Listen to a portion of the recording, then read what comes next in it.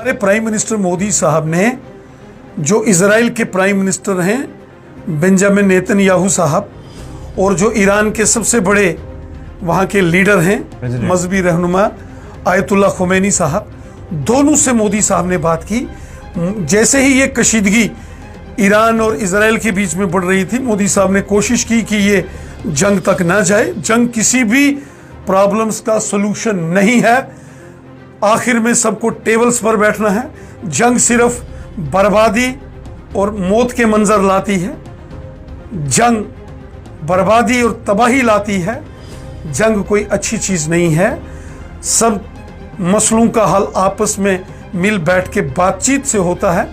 लेकिन international level पर कुछ लोगों को हथियार बेचने हैं, कुछ लोगों को नोबल जो है पीस प्राइज लेना है, कुछ लोगों को अपनी सियासत चमकानी है, कुछ लोगों को अपना बिजनेस चमकाना है, तो दूसरों को लड़ाकर इस किस्म की सियासत और साजिश करने वाले लोग भी हैं।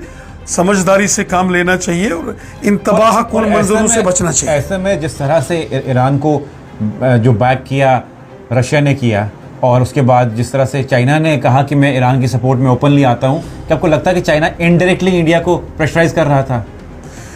इंडिया किसी के प्रेशर में आने वाला नहीं है।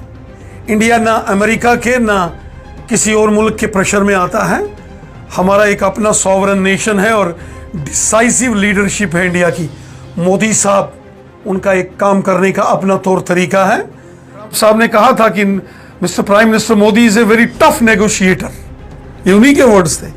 तो हिंदुस्तान की दोस्ती जरूर है, लेकिन अपनी टर्म्स एंड कंडीशंस पर, अपनी चीजों को सरेंडर नहीं करते हैं। लेकिन पाकिस्तान ने सरेंडर किया है। लेकिन पाकिस्तान के जो जनरल आसिम मुनीर, जिनको वाशिंगटन बुलाया गया और जो प्रेसिडेंट ट्रंप के साथ जिन्होंने बिरयानी खाई, उन्होंने तो ईरान के खिलाफ साजिश में वो हिस्सा बन गए। और गजब की बात देखिए, पाकिस्तान के अंदर एक चुनी हुई सरकार है, पाकिस्तान के अंदर प्राइम मिनिस्टर है। प्राइम मिनिस्टर को जो पाकिस्तान के हैं उनको नहीं बुलाया गया लंच के लिए ट्रंप ने, उनके आर्मी के जनरल को बुलाया गया। और पाकिस्तान के आर्मी के जनरल ने ईरान के खिलाफ अपने एयरपोर्ट्स पर जो B-2 बम वर्षक विमान हैं अमेरिका के, उनको इजाजत दी उतरने की और रिफ्यूलिंग की। जो ईरान के 3 न्यूक्लियर प्लांट्स पर अमेरिका ने हमला किया, वो अमेरिका के B-2 जो फाइटर प्लेन्स थे, बम वर्षक विमान, उनकी रिफ्यूलिंग कहां हुई? पाकिस्तान में हुई। तो एक तरफ पाकिस्तान की चुनी हुई सरकार कुछ और बोलती है और पाकिस्तान के जनरल ने अमेरिका को हवाई अड्डे दिए कि ईरान के ऊपर आप हमले करो। तो पाकिस्तान का और पाकिस्तान के जनरल्स का डबल स्टैंडर्ड एक्सपोज हो गया। वो बिरयानी खिलाने के लिए आसिफ मुनीर को प्रेसिडेंट ट्रंप ने नहीं बुलाया था, और वो सिर्फ और सिर्फ अमेरिकन फोर्सेस का किस तरीके से ईरान पे हमला किया जाए, उसकी स्ट्रेटेजी उन्होंने बनाई।